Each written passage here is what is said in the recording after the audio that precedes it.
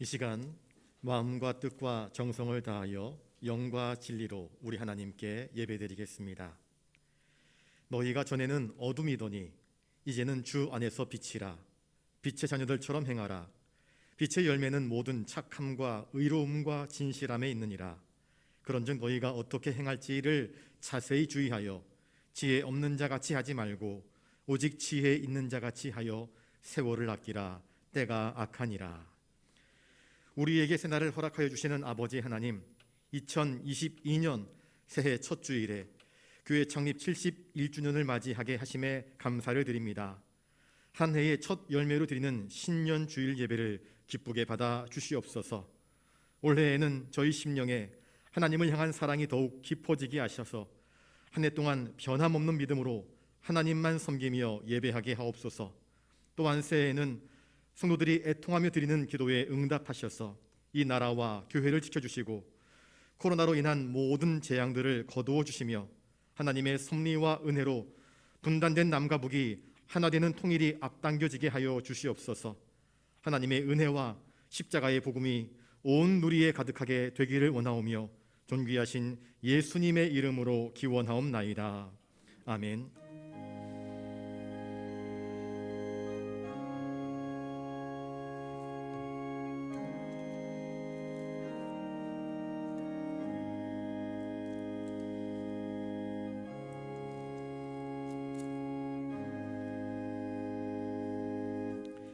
교동문 93번입니다. 주께서 옛적에 땅의 기초를 놓으셨사오며 하늘도 주의 손으로 지으신 바니이다. 그것들은 다 옷같이 낡으리니 의복같이 바꾸시면 바뀌려니와 너희는 이전 일을 기억하지 말며 옛날 일을 생각하지 말라. 너희는 유혹의 욕심을 따라 썩어져가는 구습을 따르는 옛사람을 벗어버리고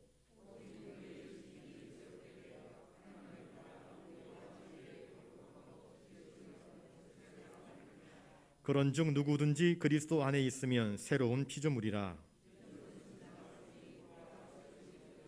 새 계명을 너희에게 주노니 서로 사랑하라. 아멘. 희망이 넘치는 새해를 맞이하게 하시고 소망 중에 교회 창립 71주년을 맞이하게 하신 아버지 하나님, 하나님께 찬양과 영광을 돌리기 전에 먼저 저희의 중심을 살펴봅니다. 흐르는 시간을 따라 새해를 맞이했으나 우리의 심령은 여전히 옛사람 그대로입니다. 유혹의 욕심을 따라 썩어져가는 구습을 추구하고 있으며 쾌락과 정욕을 끊어내지 못한 채 신년 주일 예배의 자리에 나와 서 있습니다. 새해 첫 주일부터 저희들은 하나님을 섬기는 일과 영적인 일에 관심이 없고 오직 세상에서의 성공과 나의 야망을 성취하는 것에만 몰두하며 그것을 목표로 삼고 있지는 않았는지 되돌아봅니다. 우리를 향하신 하나님의 뜻과 섭리가 무엇인지 깊이 생각해 보지도 않고 한 해를 시작하려고 하는 저희들의 어리석음을 용서하여 주시옵소서. 올해는 결단코 주님을 떠나서 사는 일들이 없도록 우리의 몸과 마음과 생각과 걸음을 지켜 주시옵소서. 세상 끝날까지 우리와 함께 하시며 우리와 함께 하시기로 약속하신 성령님을 보내주시는 존귀하신 예수님의 이름으로 이 고백의 기도를 드리옵나이다. 아멘. 이제 하나님 앞에서 우리의 모든 죄를 낱낱이 고백하며 참회하는 기도를 계속 드리겠습니다.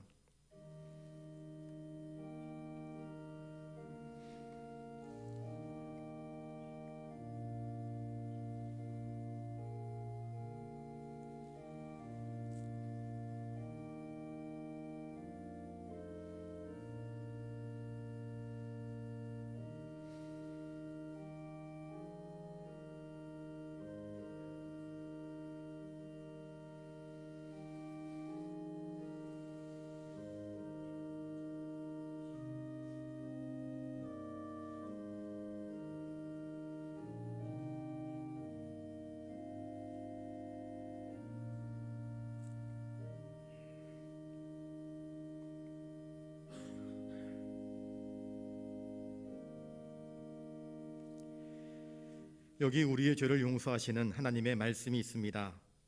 주는 선하사 사죄하기를 즐거워하시며 주께 부르짖는 자에게 인자함이 후하심이니이다. 아멘. 이제 사도신경으로 우리의 신앙을 고백하오니 나는 전능하신 아버지 하나님 천지의 창조주를 믿습니다. 나는 그의 유일하신 아들 우리 주 예수 그리스도를 믿습니다. 그는 성령으로 잉태되어 동정녀 마리아에게서 나시고 본디오 빌라도에게 고난을 받아 십자가에 못 박혀 죽으시고 장사된 지 사흘 만에 죽은 자 가운데서 다시 살아나셨으며 하늘에 오르시어 전능하신 아버지 하나님 우편에 앉아 계시다가 거기로부터 살아있는 자와 죽은 자를 심판하러 오십니다. 나는 성령을 믿으며 거룩한 공교회와 성도의 교제와 죄를 용서받는 것과 몸의 부활과 영생을 믿습니다. 아멘.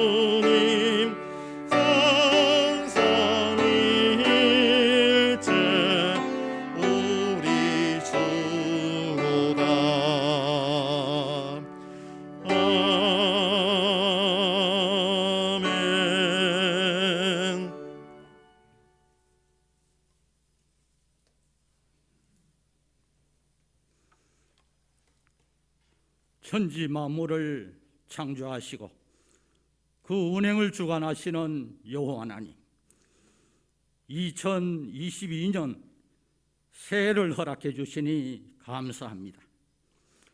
오늘 새해 들어 첫 번째 주일을 맞아서 은혜를 사모하는 영락의 성도들이 새로운 마음으로 주님 전에 나와 거룩한 제단 쌓았사오니 이 예배를 통해서 주님 영광 받으시고 우리들은 은혜가 충만한 신년 예배가 되게 하여 주시옵소서. 이 새해에는 하나님의 크신 은총이 우리 교회와 우리 모든 성도들과 가정 위에 충만히 임하게 해 주시기를 원합니다. 이 새해에는 창립 71주년을 맞이하는 우리 교회가 교회의 귀한 사명을 잘 감당하며 하나님께 영광 돌리는 주의 제단이 되게 하여 주시옵소서.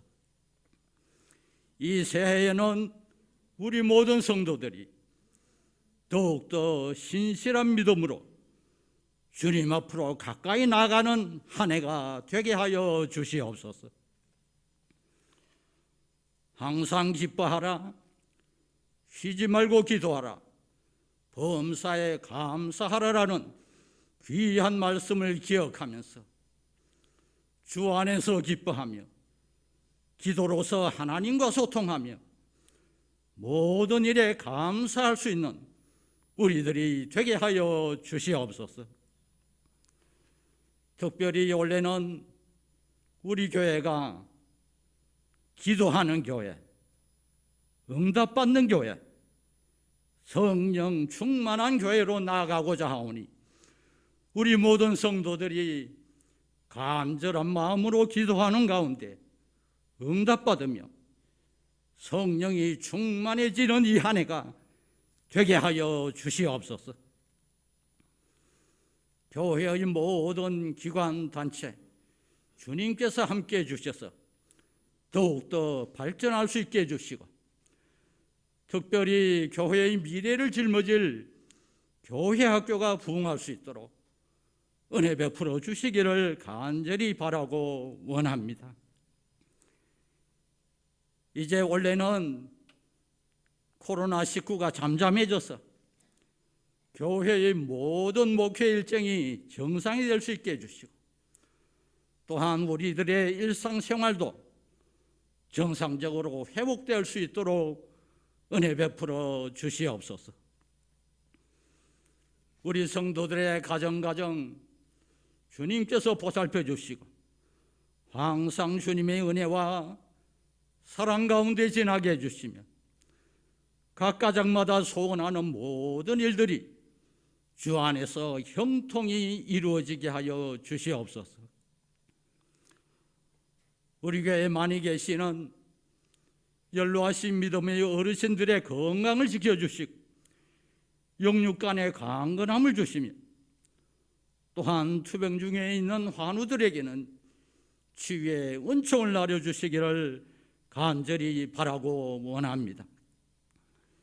멀리 태국의 바타카이 교회를 비롯해서 우리 교회가 돕는 모든 선교지 위에 주님 함께 해주셔서 올해도 그 귀한 선교 사역을 잘 감당할 수 있게 하여 주시옵소서.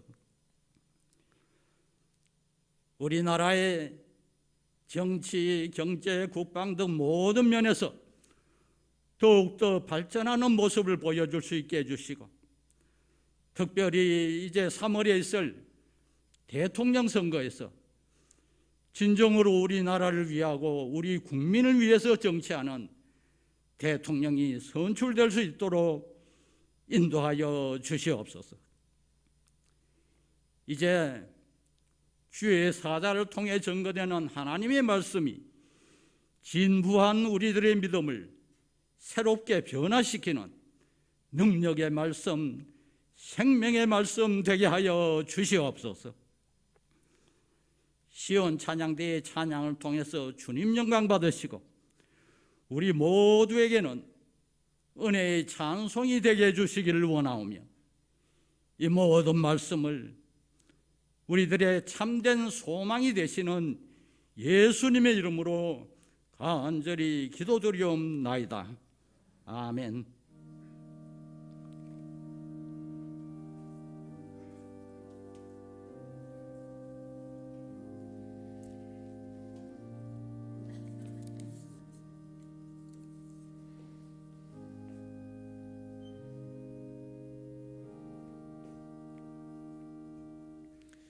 이 시간 하나님께서 우리에게 주시는 말씀은 신약성경 요한복음 1장 9절부터 14절까지 말씀입니다.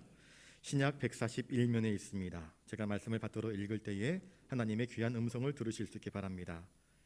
참빛 곧 세상에 와서 각 사람에게 비추는 빛이 있었나니 그가 세상에 계셨으며 세상은 그로 말미암아 지은 바 되었으되 세상이 그를 알지 못하였고 자기 땅에 오매 자기 백성이 영접하지 아니하였으나 영접하는 자 곧 그 이름을 믿는 자들에게는 하나님의 자녀가 되는 권세를 주셨으니 이는 혈통으로나 육정으로나 사람의 뜻으로 나지 아니하고 오직 하나님께로부터 난 자들이니라. 말씀이 육신이 되어 우리 가운데 거하심에 우리가 그의 영광을 보니 아버지의 독생자의 영광이요 은혜와 진리가 충만하더라. 아멘.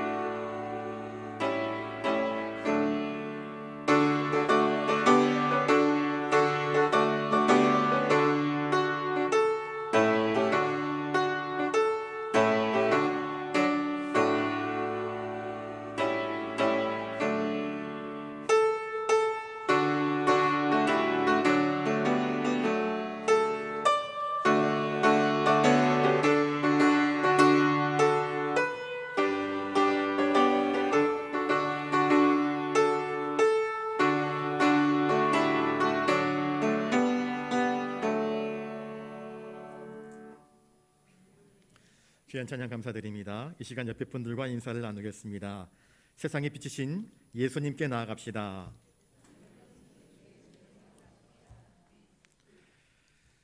새해가 되었습니다.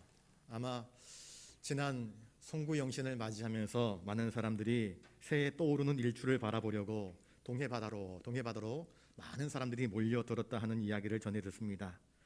새해 첫 일출을 바라보면서 저마다 새해 소원을 가지고 새해에는 이런 일들이 우리 가정에, 나에게, 나의 삶에 펼쳐지기를 기대하면서 새해에 떠오르는 태양을 바라보면서 소원을 비는 것이지요. 그런데 우리 그리스도인들은 새해에 떠오르는 태양을 바라보면서 빌지 않습니다. 누구에게 나아가야 합니까? 참 세상에 비치신 주님께 나아가 주님께 우리의 소원과 간구를 아뢰며 주님의 은혜가 올 한 해 우리의 삶을 주장하고 이끄시도록 하나님께 엎드려 기도하는 자가 되어야 할 것입니다. 요한은 그리스도의 성육신과 그리고 그가 오신 목적, 우리를 구원하시기 위해서 오신 그 은혜의 사건들을 이야기하면서 이 예수님이 누구이신가에 대해서 우리에게 증언해 주고 있습니다. 모든 구원의 은혜는 사람이 기획하거나 사람이 연구하여서 만들어낸 것이 결코 아닙니다. 구원의 은혜는 하나님께서 우리를 위해서 역사하시고 섭리하시고 계획하신 것입니다. 그러니 우리에게 참 빛으로 오신 주님을 맞이하는 것은 영광스러운 일이요 은혜로운 사건임을 이야기해 주고 있습니다. 하나님의 아들이 말씀이 육신이 되어서 우리 가운데 오시는 것, 또한 이 세상에 오셔서 모든 어두움 가운데 있는 사람들에게 진리의 빛을 조명하여 주심으로 죄를 깨닫게 하시고 돌이켜 회개하게 하시고 하나님의 자녀가 되게 하시는 특별한 권세를 주시는 것, 이 주님의 빛난 영광, 이 모든 것이 하나님께서 우리에게 베푸신 특별한 은혜의 사건들임을 그는 우리에게 강조하고 있습니다. 구절을 같이 한번 읽어보겠습니다. 9절입니다. 시작. 참 빛 곧 세상에 와서 각 사람에게 비추는 빛이 있었나니. 이 참 빛은 누구를 향하여서 비추고 있다 말씀하고 있습니까? 여기서 말하는 참이란 거짓과 반대되는 참을 이야기하는 것이 아닙니다. 불완전함과 어두움을 온전케 하고 새롭게 하고 밝혀주는 그 진리로서의 빛을 우리에게 이야기하고 있습니다. 그리고 그것은 세상에서 자기의 능력으로 구원받을 수 없는 우리들을 향하신 하나님의 구원의 능력의 빛을 의미하는 것입니다. 그 빛이 있었나니라고 말씀합니다. 과거로부터 이 빛은 우리 가운데 동일하게 비추어지고 있었습니다. 각 사람은 어떤 집단, 어떤 특별한 사람들에게만 의미하는 것이 아니라 세상에 살아가는 모든 사람들을 한 사람 한 사람 가리키고 있는 것입니다. 이 모든 사람들에게 주님의 빛이 비추어지고 있습니다. 과거 이스라엘에게만, 특별한 백성들에게만 비추어진 구원의 빛이 아니라 이 시대를 살아가고 있는 모든 개개인들에게 이 예수의 빛이, 참 빛이 비추이고 있음을 이야기하고 있습니다. 세례 요한은 이스라엘 백성들에게 회개를 촉구하는 작은 등불로서의 역할을 감당했습니다. 그런데 예수 그리스도는 오셔서 자기 백성들뿐만이 아니라 모든 인류가 구원받을 수 있는 그 넉넉한 참 빛, 진리의 빛을 우리에게 비추어 주시는 은혜를 베풀어 주시고 있습니다. 참 빛으로 오신 예수님은 우리와 무슨 관계가 있을까요? 여러분, 식물은 빛이 없으면 다 죽습니다. 광합성이 이루어지지 않습니다. 동물은 식물이 없으면 살 수 없습니다. 초식동물들이 이 식물을 먹어야 살 수 있는 것 아니겠습니까? 육식동물들도 마찬가지입니다. 초식동물들이 없으면 살 수 없습니다. 인간은 과일을 먹어야 됩니다. 식물을 먹어야 됩니다. 또 고기를 먹어야 됩니다. 이 모든 것이 빛이 없으면 이루어질 수 없는 일들입니다. 빛은 무엇을 상징하는 것입니까? 생명을 상징하는 것입니다. 빛이 있는 곳에 생명이 있습니다. 빛이 있는 곳에 진리가 있습니다. 반면에 어둠은 죽음을 상징하는 것입니다. 어둠은 갈 길을 모르는 것을 상징하는 것입니다. 어둠은 죄가 죄로서 드러나지 않는 연약함을 나타내 보이는 것입니다. 그런데 주님께서 세상의 빛으로, 참 빛으로 오셨습니다. 죄와 죽음의 세상에 생명을 주시기 위하여서 우리가 어디로 가야 할지 진리의 빛을 밝히 보여주심으로써 우리로 하여금 구원을 얻게 하는 그 능력을 베푸시려고 우리에게 오신 것입니다. 주님이 우리에게 오심은 영원한 생명을 주기 위하여서, 영원한 구원을 허락하기 위해서 오신 것입니다. 그리하여 천하보다 귀한 생명들을 얻고자 하심임을 성경은 우리에게 이야기해 주고 있습니다. 그러니 참 빛으로 오신 예수님은 우리에게는 구원의 빛이며 진리의 빛이며 생명의 빛임을 말씀하고 있습니다. 10절을 같이 한번 읽어보겠습니다. 10절입니다. 시작. 그가 세상에 계셨으며 세상은 그로 말미암아 지은 바 되었으되 세상이 그를 알지 못하였고. 그가 세상에 계셨다 이야기합니다. 하나님의 아들 예수 그리스도께서 우리와 똑같은 인간의 몸을 입고 우리에게 찾아오셨지만 세상은 그를 알지 못했습니다. 주님은 우주를 창조하신 분이십니다. 세상 만물을 창조하신 분이십니다. 그런데 그분이 우리와 똑같은 몸을 입고 지구의 특정 시간, 특정 공간에 사람들과 함께 머무셨습니다. 이것은 말로 측량할 수 없는 하나님의 은혜입니다. 하나님이 사람이 되어 우리 가운데 오셨다. 임마누엘 하셨다. 이것은 인간에게 베푸신 하나님의 측량할 수 없는 구원의 손길이며 은총인 것입니다. 그런데 놀라운 것은 그 하나님의 은혜, 구원의 섭리, 그 구원의 빛을 세상 사람들은 알아채지도 못했고 그걸 바라보지도 않았고 주님을 영접하지도 않은 것입니다. 세상을 주님보다 더 사랑했던 사람들, 빛이 무엇인지 깨닫지 못했던 사람들은 세상의 창조주를 알지 못합니다. 빛이 우리 가운데 임하셨지만 오히려 그 빛을 외면하고 미워하였습니다. 이것은 그들의 영적인 무지와 타락을 얼마만큼 죄악 가운데 묻어 있는지를 우리에게 보여주고 있는 것입니다. 하다못해 짐승들, 집에서 기르는 개나 고양이들도 자기 주인을 알아보면서 꼬리를 살랑살랑 흔들면서 밥 좀 주시오 쫓아옵니다. 그런데 짐승만도 못한 죄인들은 주님을 알아보지 못했습니다. 나를 지으신 이가 있는데, 나를 창조하신 이인데, 이 모든 우주 만물을 지으신 진짜 주인이 우리 가운데 찾아오셨는데 주님을 주인으로 인정하지도 않고 환영하거나 영접하지도 않았습니다. 예수님께서 이 땅에 오셨을 때에 유대 백성들은 주님을 어떻게 여겼습니까? 한낱 목수의 아들로 여겼습니다. 나사렛 출신으로 여겼습니다. 그의 형제들은 미친 것 같다 예수님을 향하여서 이야기합니다. 미치지 않고서야 어떻게 저런 일을 할 수 있느냐, 그렇게 말을 합니다.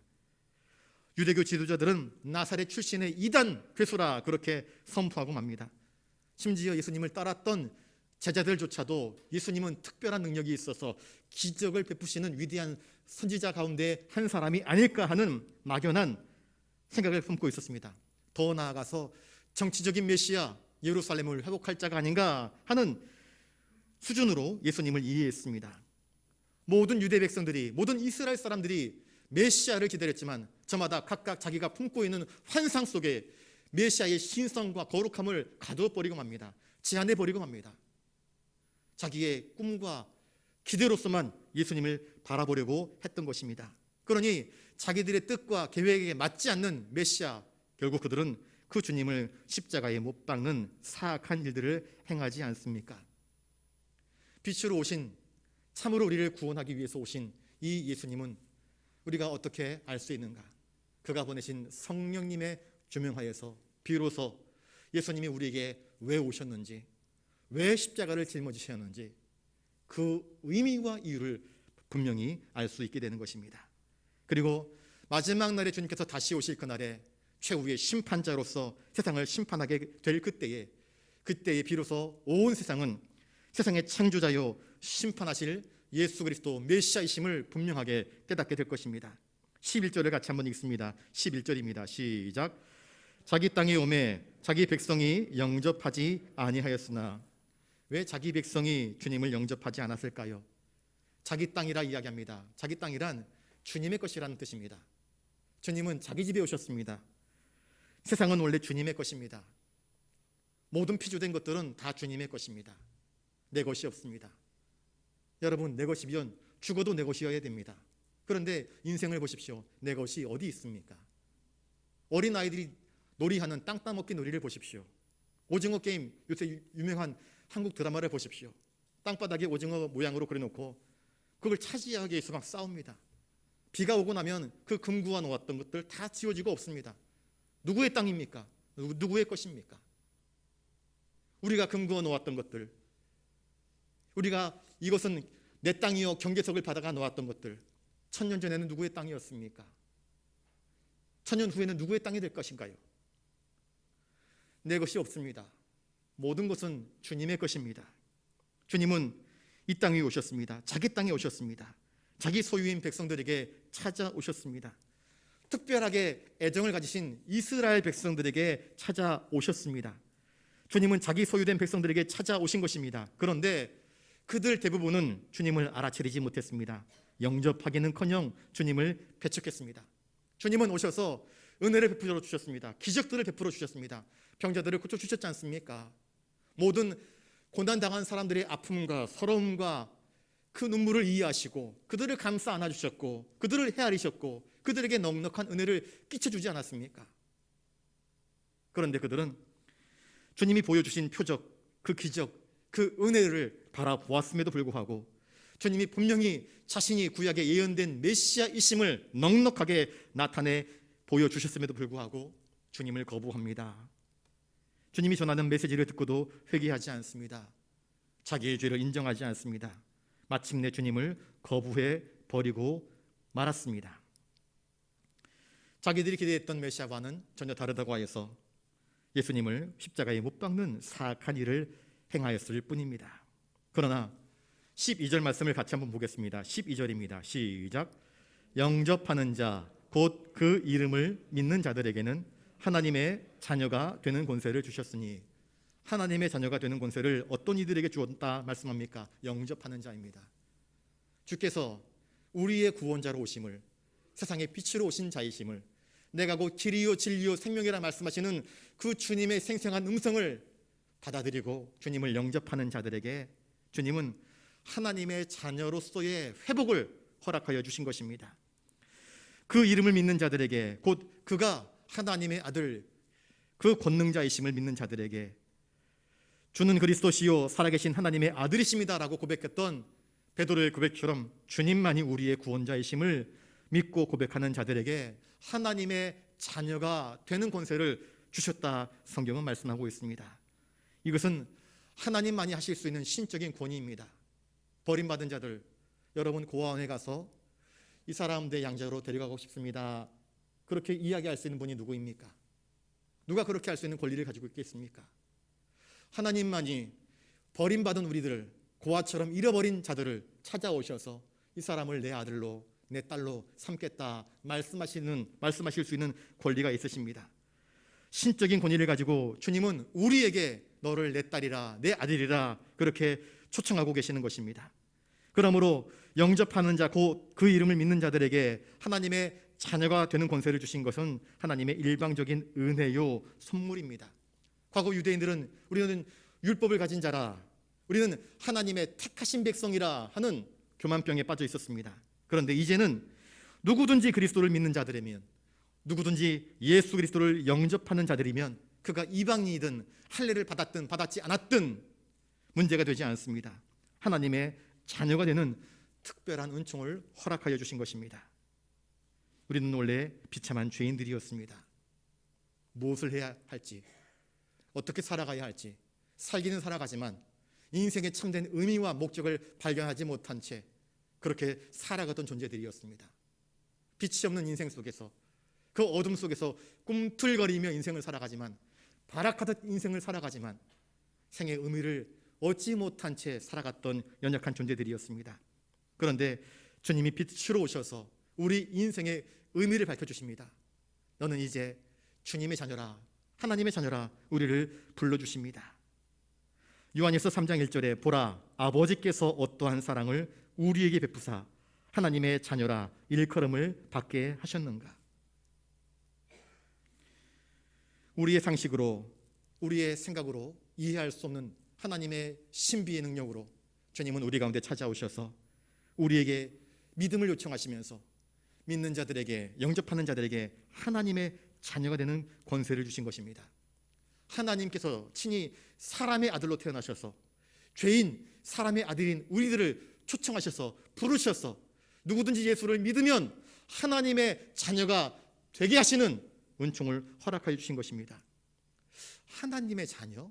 그러면 하나님의 자녀가 도대체 뭔데? 라고 물을 수 있을 것입니다. 개하고 사람이 다른 점이 무엇일까요? 개는 개이고요, 사람은 사람입니다. 사람이 아무리 개를 사랑한다고 해도 개는 사람이 될 수 없습니다. 가끔씩 해외 특파기를 본 적이 있습니다. 개를 너무나 사랑한 나머지 개의 이름에 자기의 성을 물려준 사람이 있더라고요. 개를 너무나 사랑한 나머지 자기가 죽어가면서 개에게 유산 상속권을 다 지불하여서 변호사를 통하여서 내가 죽더라도 이 개가 호의호식하면서 살아갈 수 있도록 내 재산을 전부 개에게 떠넘기겠습니다 하는 분들이 있더라고요. 참 특별한 개에 대한 애정과 사랑이 아닐 수 없습니다. 그런데 그렇다고 해서 그 개가 사람입니까? 사람의 성을 받았다고 해서 그 개가 사람입니까? 사람이 아니지 않습니까?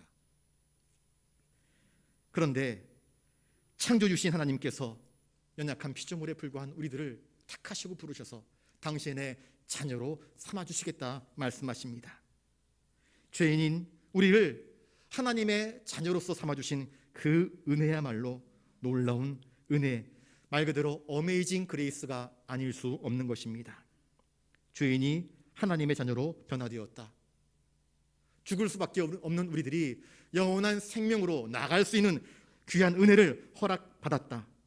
하나님의 자녀가 되었다 하는 것은 정말로 심장이 콩쾅거리고 솜털이 일어나며 감당할 수 없는 충격적인 은혜와 상상할 수 없는 하나님의 은혜입니다. 그래서 은혜 위에 은혜로라 그렇게 고백하는 것입니다. 하나님께서 모세를 부르십니다. 부르실 때 그 엄청난 부르심을 감당할 수 없어서 모세는 몸부림칩니다. 하나님, 저는 감당할 수 없다고요. 그러나 그 부르심의 은혜가 얼마나 컸든지 그는 그 부르심의 은혜를 감당하고 백성들을 애굽에서 건져내는 놀라운 은총을 허락하는 하나님의 도구가 됩니다. 죄인 중에 괴수라 고백하는 사울이 우리 주님의 음성을 듣습니다. 다메섹 도상에서 사울아 사울아 부르시는 주님의 음성을 듣습니다.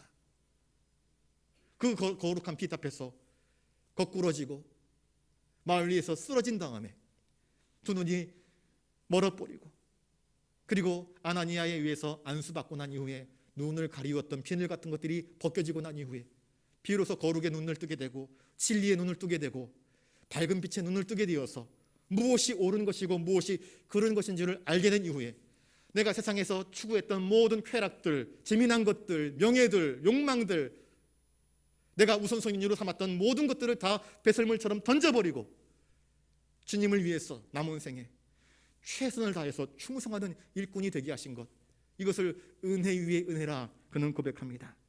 하나님의 자녀가 된 것은 보이지 않았던 세계에 대해서 눈을 뜬 것을 의미합니다. 하나님의 거룩에 눈을 뜬 것을 의미합니다. 하나님의 사랑에 눈을 뜬 것을 의미하고 영원한 생명에 눈을 뜬 것을 의미하는 것입니다. 그러니 이것은 인간의 지혜로, 인간의 상식으로 감당할 수 없었던, 측량할 수 없는 은혜 위에 은혜인 것입니다. 13절 말씀을 같이 읽습니다. 시작. 이는 혈통으로나 육정으로나 사람의 뜻으로 나지 아니하고 오직 하나님께로부터 난 자들이니라. 혈통, 육정, 사람의 뜻이 아닌 오직 하나님께로부터 난 자라. 과연 이것은 무엇을 의미할까요? 유대인들은 가문을 자랑했습니다. 그들의 혈통을 자랑했습니다. 우리는 아브라함의 자손들이다 자부하였습니다. 그러니 우리는 특별한 백성이라는 그런 자부심이 있었던 것입니다.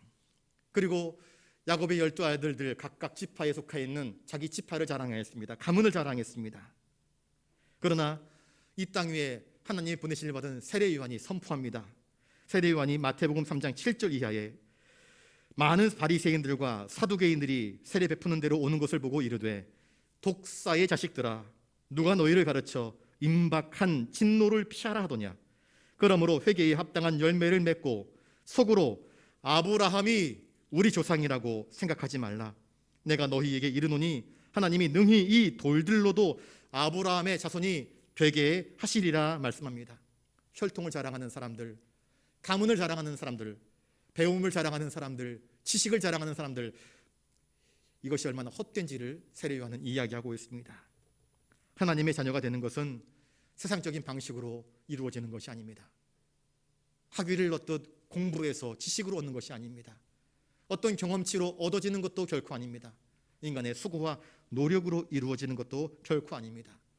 하나님의 아들 예수 그리스도께서 나를 위하여, 죄인 된 우리를 위하여서 십자가를 지시고 대속의 피를 흘리신 것을 믿고 영접하는 자에게 주어지는 하나님의 일방적인 은혜입니다. 이 믿음은 그냥 이루어지는 것이 아니라 성령의 감동이 아니고서는 이루어질 수 없는 특별한 사건임을 성경은 우리에게 이야기해 주고 있습니다. 그래서 오직 하나님께로부터 난 자들이라 이야기할 때 이 하나님께로부터 난 자들이란 거듭난 자를 의미하는 것입니다. 거듭남이란 혈통, 육정, 사람의 뜻, 계획이 아니라, 썩어질 씨앗으로 된 것이 아니라, 사람의 의지로 이루어진 것이 아니라 바로 하나님의 은혜로 거듭나게 하심으로 이루어지는 특별한 은총입니다. 성령님의 역사로 이루어진 사건인 것입니다. 죽을 수밖에 없었던 죄인들, 절망과 혼돈의 어둠 속에서 오늘은 이렇게 살아보고 내일은 저렇게 살아보고 또 오늘은 무엇을 해야 할지 알지 못한 채 그저 인생의 헛수고를 남발하면서 살아갔던 우리들이 예수 그리스도를 만나고 믿고 영접함으로 하나님의 자녀가 된 것은 정말 놀라운 은혜가 아닐 수 없습니다. 그러나 하나님의 자녀들에게는 권리만 주어진 것이 아닙니다. 그에게 상당한 의무가 있는 것입니다. 이제는 과거 옛사람의 흔적들을 다 내어버리고 거룩한 새 사람을 입어서 하나님이 기뻐하시는 참되고 의로운 삶을 살아가게 하려 하심인 것입니다. 우리는 거듭난 하나님의 사람들입니다. 그러니 하나님이 기뻐하시는 뜻을 쫓아서 믿음으로 살아야 합니다. 하나님의 뜻대로 항상 기뻐하며, 항상 기도하며, 항상 감사하며, 내게 주어진 생애 속에 나는 어떻게 살아가는 것이 하나님의 영광을 추구하는 삶인지를 묵상하면서 하나님이 기뻐하시는 그 길을 쫓아서 살아가는 사람들입니다. 그러므로 성도란 하나님이 베푸신 사랑을 깨닫고 그 사랑에 응답하는 거룩한 삶을 살아가는 사람이라 할 수 있을 것입니다. 14절 말씀을 같이 읽습니다. 14절입니다. 시작. 말씀이 육신이 되어 우리 가운데에 거하심에 우리가 그의 영광을 보니 아버지의 독생자의 영광이요 은혜와 진리가 충만하더라. 예수님이 우리에게 찾아오신 방식은 무엇입니까? 말씀이 육신이 되신 것입니다. 세례 요한은 그의 어머니 엘리사벳에게서 태어나기 전에는 존재하지 않았습니다. 그런데 말씀이신 주님은 그의 어머니 마리아에게서부터 태어나기 전부터 존재하셨습니다. 창세 전부터 존재하신 분이라 성경은 이야기합니다. 하나님의 약속의 때가 참에 여인의 후손으로 말씀이 육신이 되어서 우리 가운데에 오시게 된 것입니다. 그러므로 우리 구주 예수 그리스도는 참 하나님의 아들이시며 또한 참 사람의 아들이기도 하십니다. 성육신은 우리 눈으로 볼 수 없는 하나님의 영광이 우리 눈으로 볼 수 있는 존재로 임하신 특별한 은총의 사건입니다. 주님이 사람의 몸을 입고 오셨다고 해서 하나님의 거룩한 신성이 사라진 것은 결코 아닙니다. 주님은 우리와 똑같은 영혼, 육을 입으시고 인격을 갖춘 인간성 자체를 가지신 분으로 우리 가운데 찾아오셨습니다. 우리의 눈높이에 맞추셔서 우리가 알아들을 수 있는 말로 말씀하셨고 또 우리의 감정을 헤아리셨고 우리의 아픔을 그 누구보다도 잘 아셨습니다. 함께 줄이셨고 함께 웃으셨고 함께 기뻐하시면서 우리 인간의 희로애락 속에 침투해 들어오셨습니다. 그리고 우리를 감싸 안아 주신 것입니다. 우리 가운데 거하심에 라고 말씀합니다. 여기서 말하는 우리는 여기 저와 여러분들을 이야기하는 곳이 아닙니다. 이 말씀은 요한이 기록하였습니다. 제자들은 주님의 생애를 직접 목도했습니다. 공생애를 자기의 두 눈으로 직접 보고 들었고 경험하였습니다. 그 주님이 우리 가운데 나타나신 것입니다. 영원하신 창조주 말씀이 참으로 벌레만도 못한 우리 가운데, 타락하여 오염된 우리 가운데, 하나님께 반역한 우리 가운데 거하시면서 우리를 일깨우시고 우리를 돌이키게 하시고 우리에게 구원을 베푸시려고 또한 우리의 죄를 씻어주시려고 우리 가운데 함께 거하신 것입니다. 요한이 본 주님의 영광은 무엇입니까? 우리가 그의 영광을 보니라고 이야기합니다. 베드로, 안드레, 야고보, 요한, 주님의 특별한 사랑을 입은 제자들은 변화산 위에 올라갑니다. 그리고 그곳에서 변화되어진 주님의 영광된 모습을 보게 됩니다. 그래서 우리가 여기가 좋사오니 춤박셋을 짓고 주님과 함께 영원히 거하고 싶습니다 라고 고백하지 않습니까? 사도 요한은 요한 1서 1장 1절에서 태초부터 생명의 말씀에 관하여는 우리가 들은 바요, 눈으로 본 바요, 주목하고 우리 손으로 만진 바라, 그렇게 이야기를 합니다. 그들은 내 곁에 계신 주님, 하나님의 아들이 우리 가운데 거하시면서 행하시고 베푸신 놀라운 기적들을 직접 보고 들은 사람들입니다. 우리가 볼 때 그것은 아버지의 독생자의 영광이었다 이야기합니다. 인간의 육신의 베일을 뚫고 비추어 주시는 그리스도의 영광된 빛, 그 사랑의 빛, 그 진한 사랑의 향기를 그들은 그 누구보다도 가까이에서 맡았고 경험했고 보았던 것입니다. 사도들의 증거는 생명을 내놓은 복음 증거였습니다. 예수의 이름을 꺼낼 때 그들은 핍박받았고 위협받았습니다. 그러나 그들은 증거하지 않을 수 없었습니다. 왜? 진리의 맛을, 진리의 경험을 경험했기 때문입니다. 주님이 우리 가운데 거하셨습니다. 그 하나님의 아들의 거룩한 영광의 빛, 그분이 하시는 말씀들, 그분이 걸어가신 행위의 발자취들, 그 속에 드러난 그 영광됨과 거룩함과 진실함과 의로움과 선함과 사랑과 긍휼과 은혜 베푸심이 얼마나 크고 깊고 놀라웠던지, 사도들의 영혼, 사도들의 마음, 사도들의 생애를 송두리 뒤바꿔 놓는 놀라운 은총의 빛을 그들에게 비추어 주신 것입니다. 그래서 아버지의 독생자의 영광이요 은혜가 진리가 충만하더라라고 이야기를 하고 있습니다. 옛 장막에는 하나님의 율법이 있었습니다. 그러나 예수 그리스도 육신으로 오신 우리 주님에게는 은혜와 진리로 충만하였습니다. 여러분, 주님에게는 이러한 은혜와 진리가 충만하십니다. 은혜가 충만하신 주님은 우리를 중보하십니다. 진리가 충만하신 주님은 우리가 걸어가야 할 바른 길들을 이끌어 가실 수 있는 능력이 충만하신 것입니다. 너무 큰 은혜는요, 잘 깨닫지 못합니다. 태양빛이 여전히 비추고 있습니다. 태양빛이 한 달만 그 빛을 감춰버리면 지구는 꽁꽁 얼어버리고 말 것입니다. 우리는 물속에 들어가서 깊이 수영을 해보고 잠수해보지 않으면 산소의 소중함을 느끼지 못합니다. 한 1분 정도 물속에서 자맥질하다가 밖으로 뛰쳐나와서 숨을 쉬면서 산소를 들이켜야 산소가 이렇게 소중한 것이구나 하는 것을 깨닫습니다. 너무 큰 은혜, 일방적인 은혜는 깨닫지 못하는 경우들이 너무나 많습니다. 당연하기 때문입니다. 그런데 나 같은 죄인을 여전히 사랑하시는 하나님의 은혜, 그 지칠 줄 모르는 하나님의 사랑, 말씀이 육신이 되어서 나 같은 죄인을 살리시고자 하시는 하나님의 그 사랑의 신비를 우리는 잘 깨닫지 못하는 경우가 너무 많은 것 같습니다. 하나님은 때로 너무 크신 분이시기에 그 신비한 사랑을, 그 섭리를 우리가 다 알기 어렵습니다. 그러나 성령님께서 우리의 눈과 귀를 열어주시면 비로소 우리는 우리를 사랑하시는 그 은혜 앞에 눈을 뜨게 되고 진리의 빛을 발견할 수 있게 되고 충만하신 주님의 은총을 깨달아 감사할 수 있게 되는 것입니다. 새해에 일출을 보기 위해서 많은 사람들이 일부러 시간을 내고 잠도 자지 않고 일출을 구경하기 위해서 밤새 차를 몰아 해돋이를 보러 가는 사람들이 있습니다. 우리 믿음의 성도들에게는 참빛, 구원의 빛, 세상의 빛, 진리의 빛, 예수님이 계십니다. 주님은 새해를 맞이하는 이 아침에 여전히 밝은 빛으로 떠오르는 태양보다 더 환하게 모든 어둠을 진리의 빛으로 비추시는 세상의 빛이십니다. 바라기는 코로나로 인하여서 우리의 일상이 무너지고 지난 2년을 넘게 암울하게 시간들을 보내왔습니다. 우리는 지쳐 있습니다. 피곤합니다. 힘듭니다.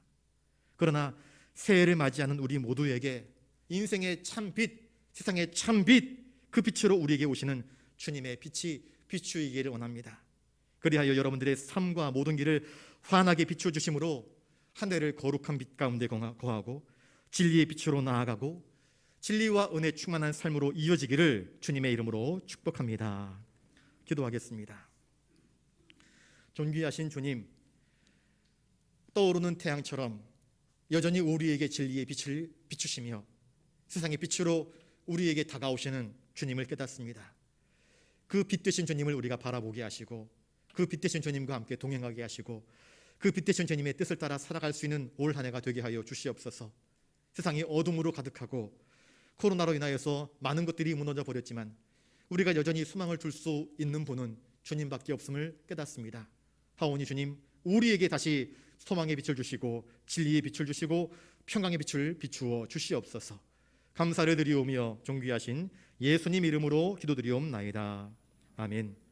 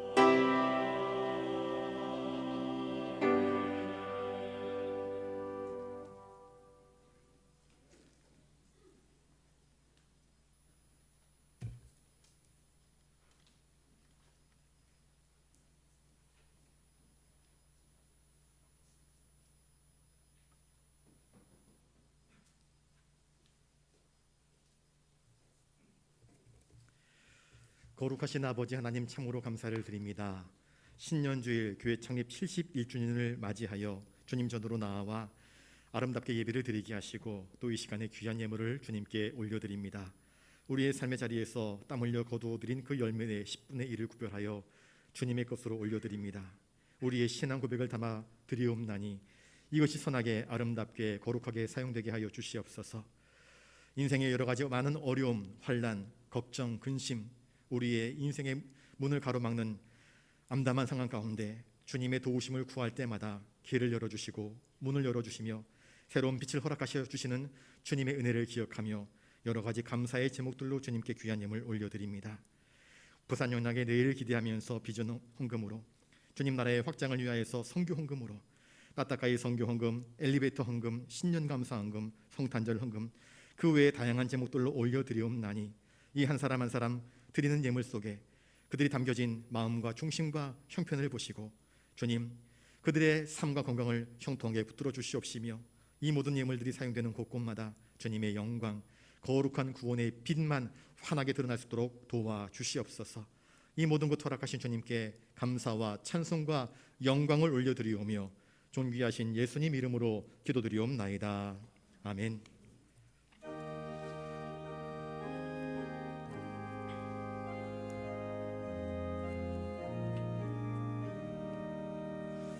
교회의 참된 터는 우리 주 예수라. 그 귀한 말씀 위에 이 교회 세웠네. 주 예수 강림하사 피 흘려 샀으니 땅 위에 모든 교회 주님의 신부라. 온 세계 모든 교회 한 몸을 이루어 한 주님 섬기면서 한 믿음 가지네. 한 이름 찬송하고 한 성경 읽으며 다 같은 소망 품고 늘 은혜 받도다.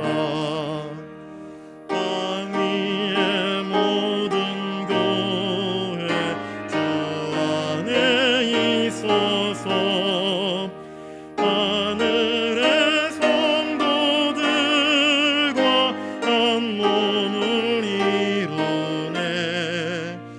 오 주여 복을 주사 저 성도들 같이 우리도 주와 함께 늘 살게 하소서.